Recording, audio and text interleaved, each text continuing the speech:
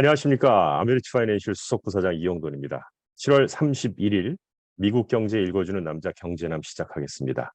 자, 첫 번째로 이제 제목들을 몇 개 붙여봤는데요. 일단 뉴욕 증시부터 저희가 항상 말씀드리면서 시작하는데 줄라이 hit네 이 줄라이 hit이라는 제목을 붙여봤는데 날씨는 역대 더운 달로 기록될 것으로 보이고 있는데요. 뉴욕 증시도 핫합니다.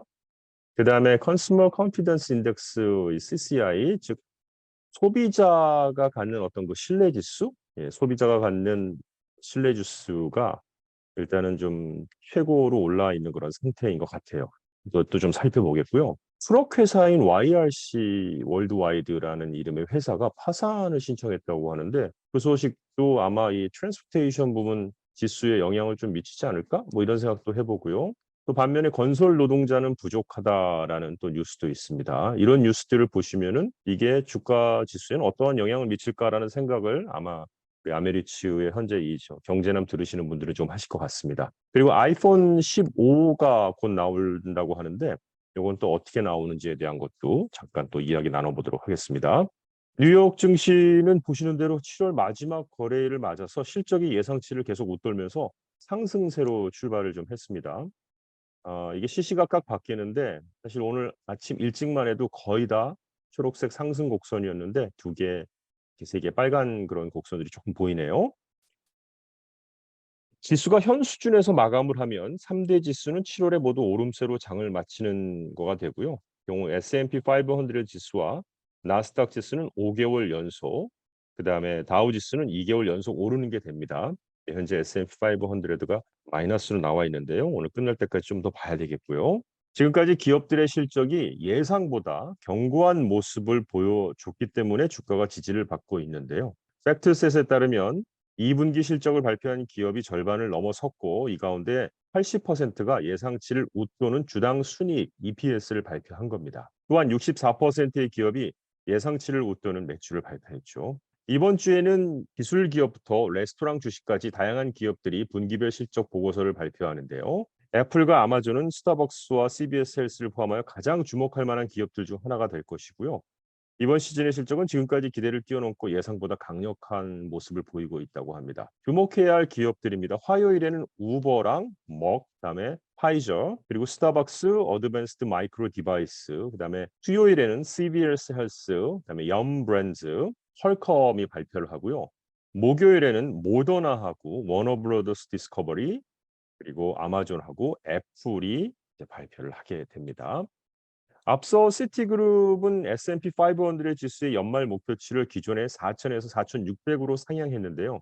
또한 내년 중순 목표치도 4,400에서 5,000으로 상향했습니다. 실적 개선세가 주가 반등을 지지하고 있다는 이유에서인데요. 지난주에 연방준비제도가 11번째 금리 인상을 단행을 했죠.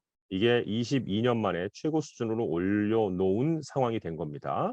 자, 그런 가운데 투자자들은 이번 주 나올 고용 보고서를 또 주시를 하고 있습니다. 월스트리트저널에 따르면 이코노미스트들은 7월에 비농업 신규 고용이 20만 명을 기록했을 것으로 추정하고 있는데요. 이게 non-farm payroll increase를 얘기하는 것이죠.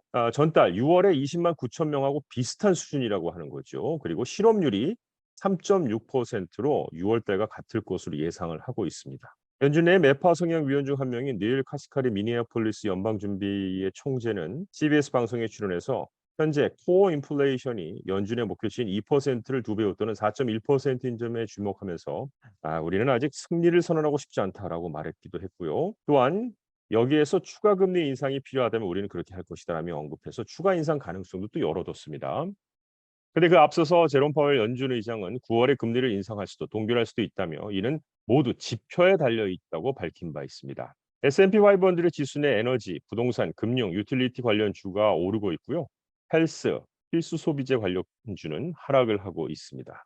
소파이 테크놀로지의 주가가 연간 이익 전망치를 상향했다는 소식에 20% 가까이 오르고 있다는 게 주목을 받고 있고요. 뉴욕 증시 전문가들은 기업들의 실적이 예상보다 잘 나고 있다는 점을 주목하고 있습니다. 유럽 증시는 대체로 오름세를 보였습니다. 독일의 닥스 지수는 보합권에서 움직이고 있고 영국의 푸스 지수는 0.22% 올랐고 프랑스의 카크 지수는 0.42% 상승 중이고 범유럽 지수인 스닥스 600 지수는 0.14% 오르고 있고요. 국제 유가도 좀 상승했네요. 9월물 서부 텍사스 원유 가격은 전장보다 0.89% 오른 배럴당 $81.30에 그리고 9월물 브렌트유 가격은 전장보다 0.49% 상승한 배럴당 $85.41를 기록했습니다. CNN에 따르면 고금리 지속에도 7월 소비자 신뢰 지수가 2021년 7월 이후 최고치를 기록했다고 보도를 했습니다. 미국의 경제조사단체 컨퍼런스 보드가 집계해서 공개한 7월 소비자 신뢰 지수는 117을 기록해서 전달에 110.1보다 상승했다고 하는군요. 이 지수는 3개월 연속 상승세를 기록했고 특히 6월 급격한 상승에 이어 상승 흐름을 지속했습니다. 이에 따라서 미 국민들은 노동시장의 강세와 인플레이션 완화로 현재와 단기 경제 전망에 대해 낙관적인 태도를 유지하는 것으로 분석이 됐습니다. 또 경기 침체 가능성에 대해서는 어느 정도 매우 높다 이렇게 생각하는 소비자가 69.9%에서 70.6%로 많아지는 등 경기 침체 우려가 소비자의 마음에는 남아있지만 이 지수의 추세를 볼 때 소비자들은 경기 침체를 더 이상 걱정하지 않는 것으로 보인다고 CNN은 분석했습니다. 매월 발표되는 컨퍼런스 보드의 신뢰 지수와 매달 2번 발표되는 미시간대의 소비자 심리 지수는 현재와 미래 경제에 대한 소비자의 태도를 나타내는 대표적인 지표입니다. YRC 월드와이드 알려진 트럭 운송회사인 옐로우가 10억 달러 이상의 10억 달러 하면 이게 more than 1 billion in debt인데요. 부채를 재구조하지 못해서 파산 보호를 신청하고 폐업을 한다고 하는군요.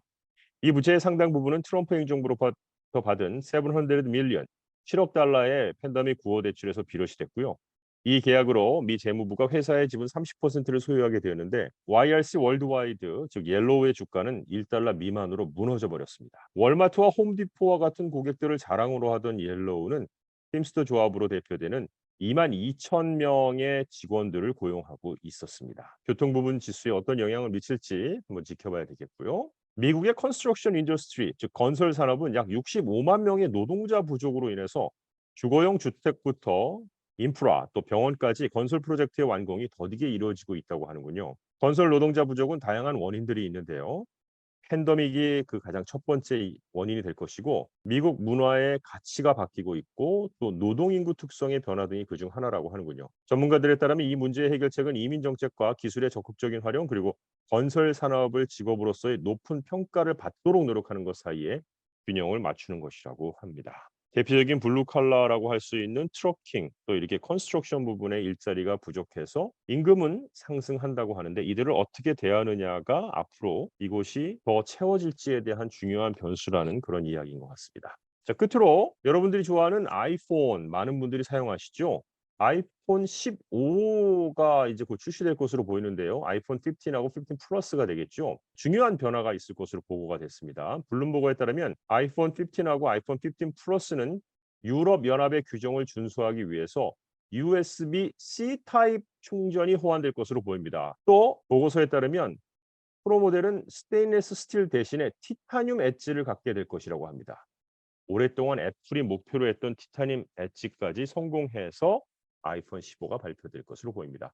이렇게 되면 애플의 주가에 또 영향을 미치지 않을까 이렇게 보여지고요.